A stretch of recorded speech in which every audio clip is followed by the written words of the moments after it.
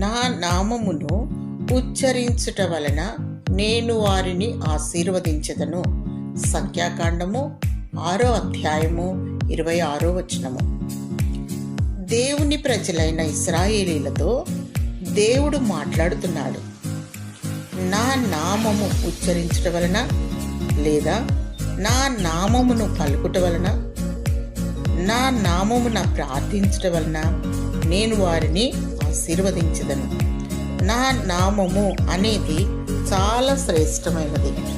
పాత నిబంధన కాలంలో యెహోవా అను నామము ఉచ్చరించుట వలన దేవుడు వారిని ఆశీర్వదిస్తాడని దేవుని వాక్యం సెలవిస్తుంది. ఆ నామం ఎంతో శ్రేష్టమైనది. నా నామము ఎంతో ఉన్నతమైనది. నా నామమునకు చెందవలసిన ఘనతను, మహిమను వేరొకరికి పోనిచ్చువాడను కాదు అంటున్నాడు ప్రభువైన యేసుక్రీస్తు వారు. నా నామము భూలోకములో అన్నిటికంటే శ్రేష్టమైనది, ఉన్నతమైన నామము. నామము అనగా పేరు. ఆయన నామమును ఉచ్చరించుట వలన మనము దీవించబడతాము.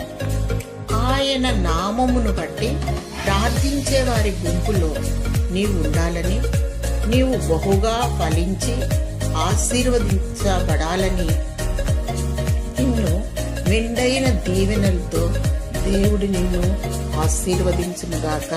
ఆమేన్.